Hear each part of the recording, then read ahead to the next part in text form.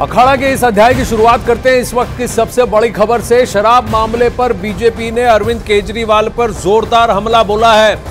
आज enforcement directorate ने केजरीवाल को नोटिस देकर बुलाया था, लेकिन केजरीवाल ने ईडी को चिट्ठी लिखी है जिसमें उन्होंने नोटिस को राजनीति से प्रेरित बताया है और आने से इनकार कर दिया है। इसके बाद बीजेपी ने केजरीवाल पर हमला बोला और केजरीवाल को शराब घोटाले का मास्टरमाइंड बताया। बीजेपी ने कहा कि शराब में घोटाला कर केजरीवाल भाग रहे हैं।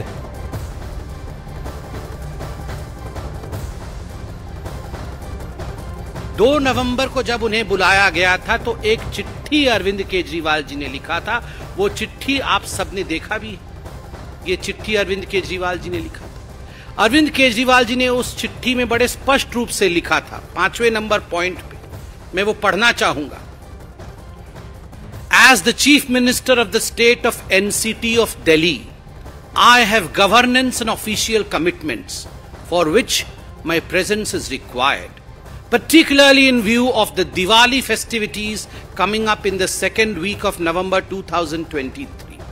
उनका कहना था, उनका मानना था कि चूंकि मैं एक पद पर हूं, मैं एक मुख्यमंत्री हूं, मेरी कुछ जिम्मेदारी है, मुझे वो जिम्मेदारी निभानी है और इस कारण से दिल्ली में रहना मेरे लिए अनिवार्य है। साथ में एक और पॉइंट भी लिखा था और मैं वो पॉइंट पढ़ूंगा नहीं, लंबा पॉइंट है, मगर उन्होंने कहा था कि मिजोरम, मध्य प्रदेश, छत्तीसगढ़, राजस्थान और तेलंगाना में चुनाव चल रहे हैं और मैं स्टार प्रचार केजरीवाल जी के शराब का हिसाब किताब है। अभी तक गिनती चल रही है। सुप्रीम कोर्ट ने मनीष सिसोदिया के बेल के समय, रिजेक्ट करने के समय बड़े स्पष्ट शब्दों में कहा था कि there is an established money trail.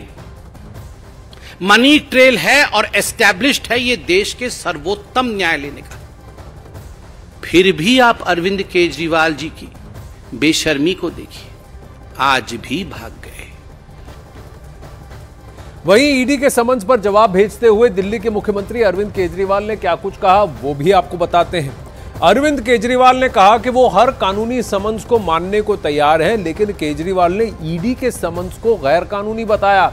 इतना ही नहीं, उन्होंने ईडी के समन्स को राजनीति से भी प्रेरित बता दिया और केजरीवाल ने कहा कि उनके पास छिपाने के लिए कुछ नहीं है। और तो और उन्होंने ईडी से ये अपील भी की कि वो इस समन्स को वापस ले ले।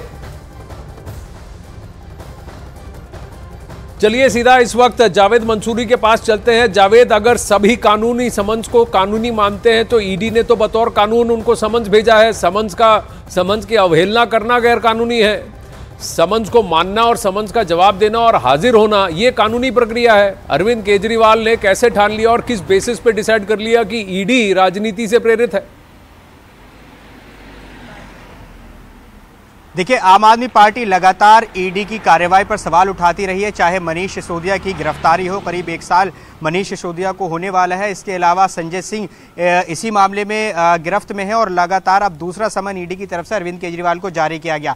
देखिए, कई पॉइंट्स जो है अरविंद केजरीवाल ने अपने लिखित जवाब में दिए हैं। उसमें उन्होंने साफ तौर पर कहा है कि जो ईडी का समन मिला है उसमें इस बात की क्लैरिटी नहीं है कि उन्हें किस हैसियत से बुलाया जा रहा है, क्या इंडिविजुअल की हैसियत से बुलाया जा रहा है या किसी मुख्यमंत्री की हैसियत से बुलाया जा रहा है। ना ही केस फाइल नंबर ईडी ने समन में दिया है, ये बातें कही। इसके अलावा पॉलिटिकल जो बात उसमें उन्होंने कही है कि ये राजनीति से प्रेरित है और लोकसभा चुनावों से पहले एक प्रोपेगेंडा फैलाने और सनसनी फैलाने के लिए ईडी ने ये समन जारी किया है। इसके अलावा जो उन्होंने एक और दलील रखी है वो ये कि पूर्व निर्धारित उनका 19 दिसंबर का विपश्यना जाने का कार्यक्रम है। पिछले 25 साल से वो विपश्यना में हर साल जाते हैं, लिहाजा 19 से पहले एक दिन पहले 18 की शाम को उनको ये समन मिला है, लिहाजा वो विपश्यना पर गए हुए हैं। तो लगातार आम आदमी पार्टी ईडी के समन पर सवाल उठा रही है और केंद्र सरकार की कार्रवाई पर सवाल उठा रही है। शुरुआत से ही, जब से ये आबकारी नीति मामला चल रहा है, तब से ये कहा जा रहा है कि आम आदमी पार्टी की बढ़ती लोकप्रियता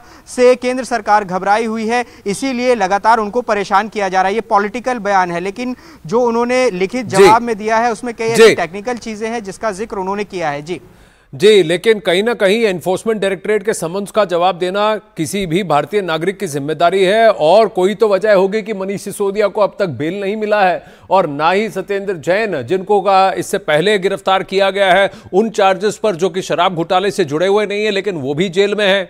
तो कोई तो वजह होगी, वरना कोर्ट इस सारे चार्ज को निराधार बताता। अरविंद केजरीवाल का क्या कनेक्शन है वो ईडी तब बताएगी जब वो समन्स में हाजिर होंगे, क्योंकि उनसे भी पूछताछ करने की आवश्यकता है। चलिए अखाड़ा में आगे बढ़ते हैं।